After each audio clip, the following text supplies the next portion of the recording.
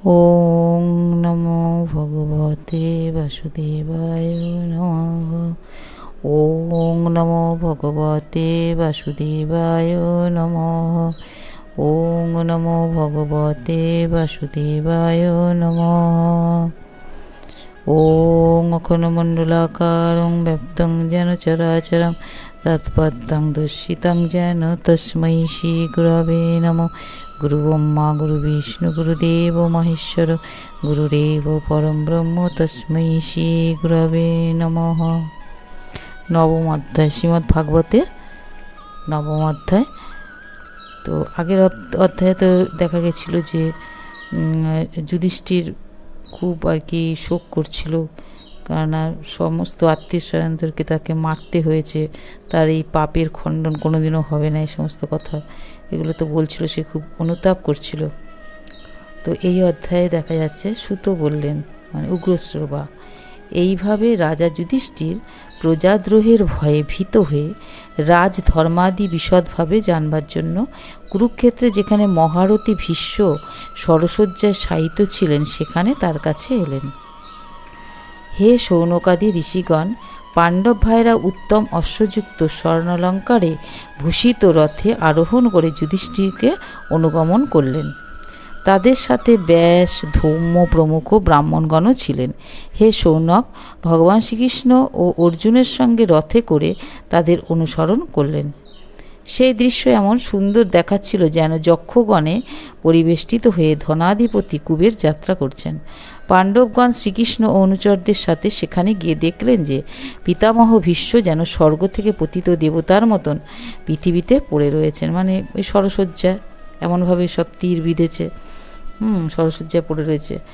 তারা পিতামহকে প্রণাম করলেন। হে শৌনক, সেই সময় ভরতকুল তিলক ভীষ্ম পিতামহকে দর্শনের জন্য সমস্ত ব্রহ্মর্ষি, দেবর্ষি, রাজর্ষিরা সেখানে এসেছিলেন। ভীষ্ম ধর্ম এবং দেশকালের বিভাগ কোথায়, কখন কি করা উচিত, এই সমস্ত কিছুই তিনি জানতেন। সেই সব মহাপ্রভাব ঋষিদের সম্মিলিত হতে দেখে তিনি তাদের যথাযোগ্য সম্মান করলেন। পিতামহ ভীষ্ম ভগবান শ্রীকৃষ্ণের প্রভাবও জানতেন, সুতরাং লীলাবশে মনুষ্য দেহে সেখানে উপবিষ্ট এবং জগদীশ্বর রূপে হৃদয়ে বিরাজমান ভগবান শ্রীকৃষ্ণকে অন্তরে এবং বাইরে উভয়ভাবেই তিনি পুজো করলেন। বিনম্র ও স্নেহ বিগলিত পাণ্ডবগণ তার কাছে গিয়ে বসলেন। তাদের দেখে ভীষ্মের দু নয়ন অশ্রুপ্লাবিত হয়ে গেল। তিনি তাদের বললেন, হে ধর্মপুত্র পাণ্ডবগণ, হায় হায়, বড়ই অন্যায় ও দুঃখের কথা যে ব্রাহ্মণ ধর্ম ও ভগবানের আশ্রিত হয়েও তোমাদের এই কষ্টকর জীবন যাপন করতে হয়েছে। তোমরা কোনোদিনও এর উপযুক্ত ছিলে না। মহারথী পাণ্ডুর মৃত্যুর সময় তোমরা বালক ছিলে, মানে যখন ওদের বাবা মারা গেছে তখন খুব ছোট ছিল। সেই সময় তোমাদের জন্য কুন্তী দেবীকে এবং তোমাদেরও অনেক কষ্ট পেতে হয়েছে।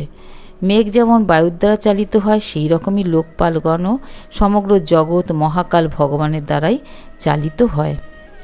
আমার ধারণা যে তোমাদের জীবনে যত কিছু অপ্রিয় ঘটনা ঘটেছে এ সবই তার লীলা মাত্র, মানে গোবিন্দের লীলা। নচেত সেখানে সাক্ষাৎ ধর্মপুত্র যুধিষ্ঠির রয়েছেন, গদাধারী ভীম, রক্ষকরূপে ধনুর্ধারী অর্জুন রয়েছেন, গাণ্ডীব ধনু রয়েছে এবং শ্রীকৃষ্ণ স্বয়ং যাদের পরম বান্ধব। সেখানে কোনো রকমের বিপদ কি আসতে পারে? এই যে কালরূপ শ্রীকৃষ্ণ, ইনি কখন কি করতে ইচ্ছা করেন এই সব খবর কেউ কখনো জানতে পারে না। বড় বড় জ্ঞানী পুরুষও তার এই অভিলাষ জানবার চেষ্টা করে মোহগ্রস্ত হয়ে পড়েন। হে যুধিষ্ঠির, জগৎ সংসারের এসব ঘটনা ঈশ্বরের ইচ্ছার অধীন। সেই ঈশ্বর ইচ্ছার অনুগত হয়ে তুমি এই সকল অনাথ প্রজাদের প্রতিপালন করো, কারণ তুমিই এখন এদের প্রভু এবং এদের পালনে সমর্থ। এই শ্রীকৃষ্ণ সাক্ষাৎ ভগবান, সকলের আদি কারণ ও পরম পুরুষ নারায়ণ। নিজের মায়া দিয়ে বিশ্ব সংসারকে মোহিত করে যদুকুলে অবতীর্ণ হয়ে প্রচ্ছন্ন থেকে লীলা করছেন। বিশ্ব সব বলছে আর কি ওদেরকে। এর মহাপ্রভাব অগম্য রহস্যময়। হে যুধিষ্ঠির, ভগবান শঙ্কর, দেবর্ষি নারদ এবং স্বয়ং ভগবান কপিলই তা জানেন। তোমরা যাকে মাতুল সম্পর্কিত ভাই, মিত্র, সর্বাপেক্ষা হিতকারী বলে মনে করো এবং স্নেহবশত যাকে কখনো মন্ত্রী, কখনো দূত, কখনো সারথি করতে ইতস্তত করনি, তিনি স্বয়ং পরমাত্মা। এই সর্বাত্মার সমদর্শী, অদ্বিতীয়, নিরহংকার এবং নিষ্পাপ পরমাত্মাতে কোনো উঁচু নিচু যে কোনো কাজেই যোগাযোগ যোগ্য বা অযোগ্যের বিচার নেই, ওনার কাছে সবাই সমান। কৃষ্ণের কাছে, হে যুধিষ্ঠির, এইভাবে সর্বত্র সমভাবাপন্ন হওয়া সত্ত্বেও চেয়ে দেখো তো তার অনন্য প্রেমী ভক্তদের প্রতি তার কি অসীম কৃপা। এই কারণেই প্রাণত্যাগের সময় তিনি আমাকে দর্শন দেবার জন্য উপস্থিত হয়েছেন।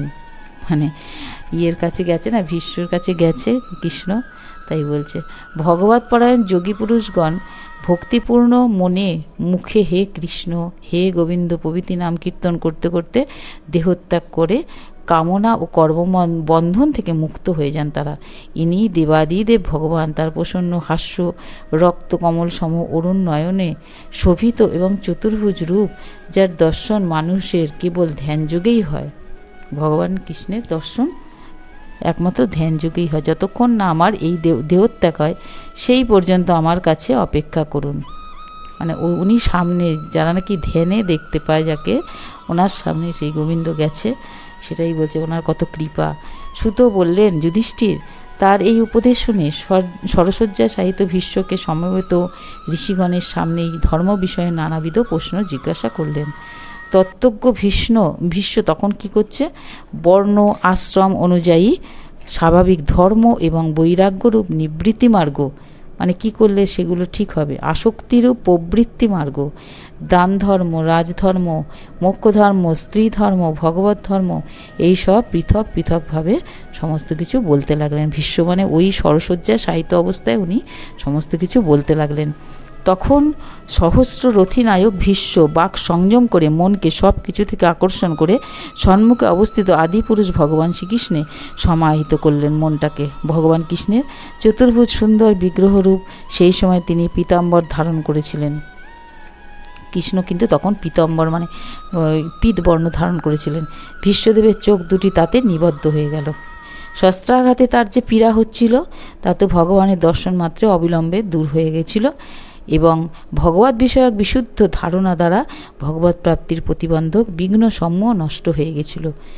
ভগবত প্রাপ্তির যে বিঘ্ন ছিল সেগুলো তার ভগবত বিষয়ক বিশুদ্ধ ধারণা দিয়ে সেগুলো সব নষ্ট হয়ে গেছিল।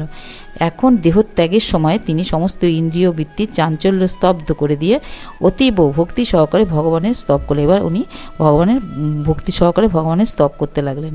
ভীষ্মদেব বললেন, নানা অনুষ্ঠানের দ্বারা অত্যন্ত শুদ্ধ ও নিরাসক্ত হয়ে গেছে আমার সেই বুদ্ধি আমি যদুকুল শিরোমণি অনন্ত ভগবান শ্রীকৃষ্ণের চরণে সমর্পণ করছি।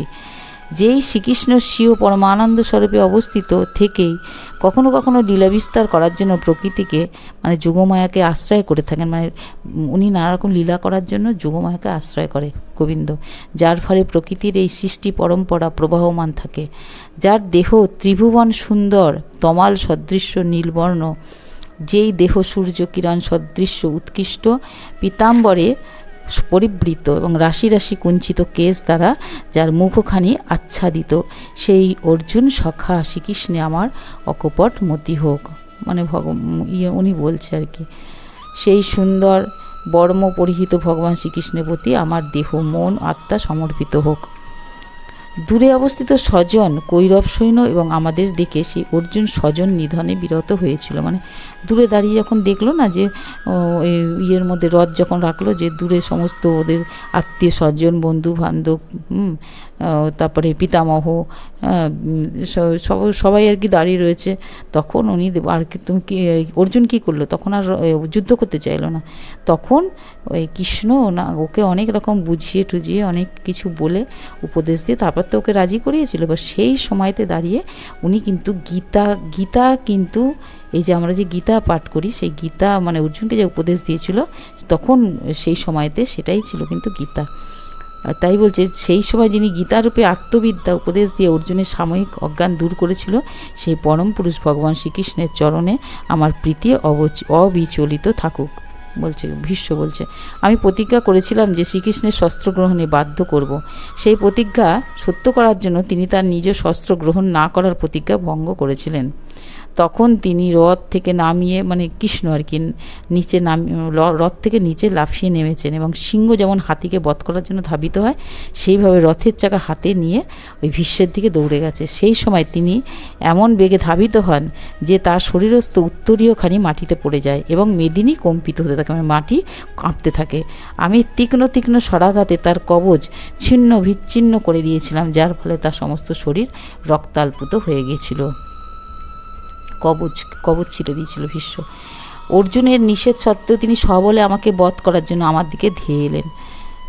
শ্রীকৃষ্ণের বাম হাতে ঘোড়ার লাগাম ছিল আর ডান হাতে চাবুক ছিল। এই দুয়ের শোভা সেই সময় তিনি অপূর্ব রূপ ধারণ করেছিলেন, যার সুন্দর গমন, পরিহাস বাক্য, মধুর মৃদু হাস্য, সপ্রেম কটাক্ষ ভঙ্গি দ্বারা পরম সম্মানিতা গোপীগণ রাসলীলার মধ্যে তার অন্তর্ধানে মহাপ্রেম বিকারগ্রস্তা হয়ে ভগবত লীলা অনুকরণ করে তন্ময় হয়ে গেছিল। সেই ভগবান শ্রীকৃষ্ণে আমার পরম প্রীতি হোক, ওটা ভীষ্ম বলছে, কামনা করছে। তিনি সকলের আত্মা এবং প্রভু, তিনি এক এবং সকল জীবের হৃদয়ে বিরাজমান। সেই ভগবান শ্রীকৃষ্ণকে আমি ভেদবুদ্ধি রহিত হয়ে এক এবং অদ্বিতীয় রূপে বুঝতে পেরেছি। সুত বললেন, এইভাবে ভীষ্ম মন, বাক্য, চক্ষুসহ নিজেকে আত্মস্বরূপ ভগবান শ্রীকৃষ্ণে লীন করে দিলেন। তার প্রাণ শ্রীকৃষ্ণে বিলীন হয়ে গেল। তিনি অনন্ত ব্রহ্মে লীন হয়েছেন বুঝতে পেরে দিনের অবসানে পক্ষীকুল যেমন নীরব হয়ে যায়, সকলেই নির্বাক হয়ে গেলেন। সেই সময় স্বর্গেও মত্তে দুন্দুভি ধ্বনি বাজতে লাগলো। সাধু হৃদয়ে রাজন্যবর্গ সকলেই ভীষ্মদেবের গুণগান করতে লাগলেন। আকাশ থেকে পুষ্পবৃষ্টি হতে লাগলো। হে শৌনক মুনি, মহারাজ যুধিষ্ঠির ভীষ্মদেবের পাঞ্চভৌতিক শরীরের অন্ত্যেষ্টিক্রিয়া সম্পন্ন করে শোকগ্রস্ত হয়ে রইলেন। মুনিগণ পুলকিত হয়ে শ্রী গোবিন্দের বেদগুচ্ছ নামসমূহে তারা স্তুতি করলেন। তৎপশ্চাৎ কৃষ্ণগত চিত্ত হয়ে তারা নিজ নিজ আশ্রমে প্রত্যাবর্তন, মানে অন্ত্যেষ্টিক্রিয়া করে ভীষ্মের তারা নিজ নিজ আশ্রমে ফিরে গেলেন। এরপর যুধিষ্ঠির ভগবান শ্রীকৃষ্ণের সাথে হস্তিনাপুরে গমন করে পিতৃব্য ধৃতরাষ্ট্র এবং শোক সন্তপা গান্ধারীকে সান্ত্বনা প্রদান করলেন। মানে গান্ধারী তো কাজে, তাকে সান্ত্বনা দিলেন। তদনন্তর ধৃতরাষ্ট্রের আজ্ঞা ভগবান শ্রীকৃষ্ণের অনুমতি নিয়ে পৈতৃক রাজ্যভার গ্রহণ করে যথা ধর্মরাজ্য প্রতিপালন করতে লাগলেন।